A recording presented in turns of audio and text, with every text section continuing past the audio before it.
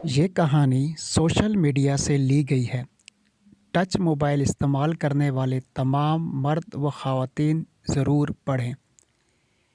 बालिग़ website पर पाकिस्तानी मवाद की भरमार क्यों? हमारे एक कोलीग बता रहे थे कि मेरे एक दोस्त की नए और पुराने मोबाइल की ख़रीदो फ़रोख्त की दुकान है। एक दिन उस दोस्त के पास उसकी दुकान में बैठा था कि एक मॉडर्न सी खुश शक्ल लड़की अपनी माँ के साथ मोबाइल लेने आई। एक प्राइस रेंज बताकर पूछा कि इसमें अच्छा मोबाइल कौन सा है जिसका कैमरा, मेमोरी और स्पीड अच्छी हो। मेरे दोस्त ने पूछा कि पहले आप कौन सा मोबाइल इस्तेमाल कर रही थी और तब्दील करने की वजह। मज़ीद ये कि आपका इस्तेमाल क्या है ताकि उस लिहाज से आपको बेहतर मोबाइल बता सकूं। उसने पुराना मोबाइल दिखाया और कहा कि पहले सैमसंग का ये मोबाइल है और हैंग हो जाता है, इसलिए कोई नया लेना है। मज़ीद कहा कि ऑनलाइन एग्ज़ाम हो रहे हैं यूनिवर्सिटी के, तो अच्छी स्पीड वाला चाहिए। मेरे दोस्त ने सैमसंग और चाइनीज़ कंपनी के 2-3 मोबाइल दिखाए, जिसमें से सैमसंग का ही एक मोबाइल पसंद आ गया।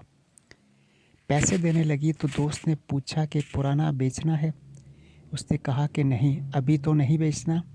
मेरे दोस्त ने कहा कि अगर बेचना है तो मैं 18,000 देता हूँ इसका।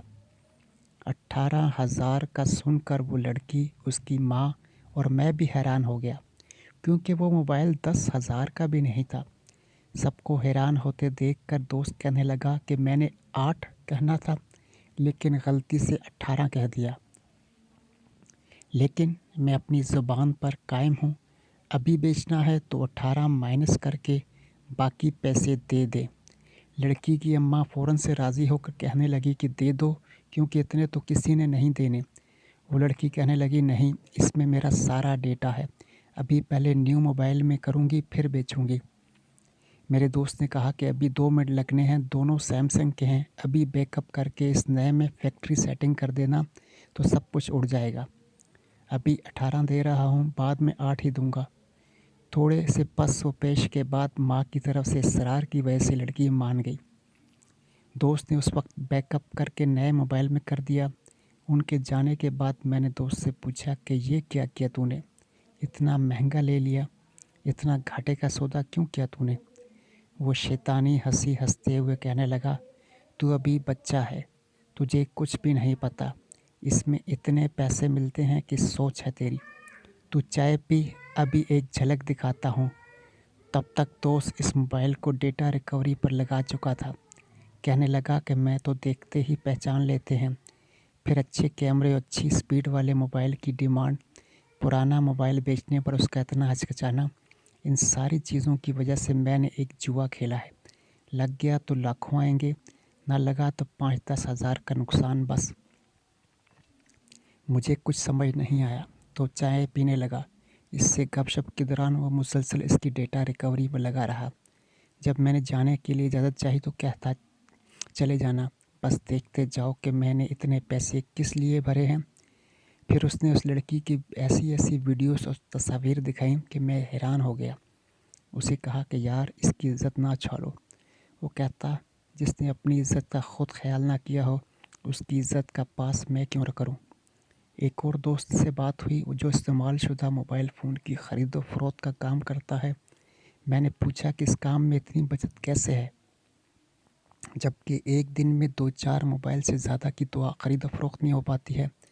थोड़े बहुत रद्द व कद के बाद इसने बताया कि जब भी कोई मोबाइल हमारे पास बिकने या ठीक होने के लिए आता है, तो सबसे पहले ये देखा जाता है कि वो मोबाइल किसके ज़रिए इस्तेमाल रहा है।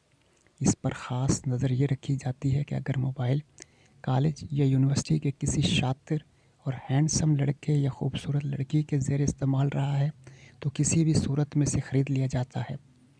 उसके अल्फाज को महज़्ज़ब अल्फाज में लिखा है या ठीक होने के लिए आया हो तो कल का वक्त दिया जाता है। फिर ऐसे मोबाइल को सबसे पहले डेटा रिकवरी पर लिखाया जाता है। अब कोई भी मोबाइल ऐसा नहीं होता जिसमें काबिल एतराज़ तस्वीर ना हो। दूसरी तस्वीर के तकाबल से देखा जाता है कि ये तस्वीर और वीडियोस इसकी अपनी हैं या इंटरनेट से ली गई हैं। اپنی ہوں تو ویڈیوز اور تصاویر کی تعداد، کوالٹی وغیرہ کے لحاظ سے بیچا جاتا ہے، جہاں سے یہ مختلف ویب سائٹ کو فروخت ہوتی ہیں۔ مزید اس نے بتایا کہ جب بھی آپ موبائل ٹھیک کروانے جائیں تو چاہے چھوٹا سا بھی مسئلہ ہو، یہی کہا جاتا کہ کل ٹھیک ہوگا۔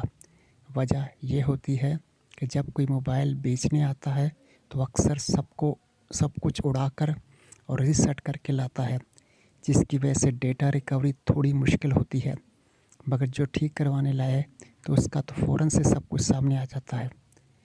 پھر یہ بھی معلوم ہوتا ہے کہ موبائل کس کے زیر استعمال ہے، وہاں سے یہ اکثر ہاتھ لگتا ہے۔ اس دوست کے بقول شاید ہی کوئی موبائل والا ہو جو یہ نہ کرتا ہو، ورنہ سب نے ہی مہنگے مہنگے ڈیٹا ریکوری سافٹ ویئر خرید رکھے ہوئے ہیں۔ اس سب کا حل کیا ہے؟ پہلی بات تو یہ کہ جب بھی کوئی موبائل لیں تو اچھی طرح سوچ سمجھ کر لیں اور پھر اسے لمبے عرصے تک استعمال کریں اور کبھی نہ بیچیں۔ بیچنا ناگزیر ہو تو پھر کم سے کم 4-5 مرتبہ اس کو مختلف غیر ضروری فائل سے بھریں اور ریسیٹ کریں اور سب کچھ اڑائیں۔ 5 دفعہ ایسا کرنے سے بہت کم ایسا چانس ہوگا کہ کچھ ملے اور کچھ ریکور ہو بھی گیا تو دوسری فائلز اتنی زیادہ ہوں گی کہ ان میں سے اصل کو ڈھونڈنا ناممکن نہیں تو بہت مشکل ضرور ہوگا۔ کبھی موبائل ٹھیک کروانا پڑے تو پاس کھڑے ہو کر کروائیں، اور جو کہے کہ کل لے جانا اسے ہرگز نہ دیں۔ کہے کہ کوئی پرزہ منگوانا پڑے گا تو اسے کچھ ایڈوانس رقم دے کر کہیں کہ منگوا لے، میں کل آ جاؤں گا۔ لیکن اس سے بھی زیادہ اچھا یہ ہے کہ ایسا کچھ بنائیں ہی نہ، اور نہ اپنے موبائل کو پاک صاف رکھیں۔ اگرچہ یہ آج کل کے دور میں بہت ہی مشکل ہے کہ کوئی اس پر عمل پیرا ہو، اور آخری اور سب سے اہم گزارش نوجوانوں کے والدین سے ہے۔ آپ کی اولاد 14-15 سال کی عمر میں ہی جوان ہو جاتی ہے اور جوان ہوتے ہی جنسی ضروریات کو پورا کرنا چاہتا ہے، چاہے وہ لڑکا ہو یا لڑکی۔ اگر آپ یہ سمجھتے ہیں میرا بیٹا یا میری بیٹی تو بہت شریف ہے، تو یہ غلط استدلال ہے، کیونکہ جب ایک ضرورت ہے تو اسے جائز طریقے سے پورا کرنے کا انتظام نہیں کریں گے تو وہ غلط طریقے سے ہی پورا ہوگا۔ گرل فرینڈ بوائے فرینڈ کا تعلق بہت عام ہے اب، اور اس تعلق میں موبائل کے ذریعے ویڈیوز اور تصاویر کا تبادلہ بھی کوئی بیدل قیاس بات نہیں ہے۔ اپنے بچوں کی بالغ ہوتے ہی شادی کر دیں اور وہ وہاں جہاں وہ چاہیں ذات برادری کے بکھیڑوں سے اب نکل آئیں، ورنہ آپ کی یہ فضول ضد آپ کی اولاد کی دنیا اور آخرت دونوں تباہ کر دیتی ہے۔ ویڈیو پسند آئے تو اسے ضرور لائک اور چینل کو سبسکرائب کیجیے گا۔ اللہ حافظ۔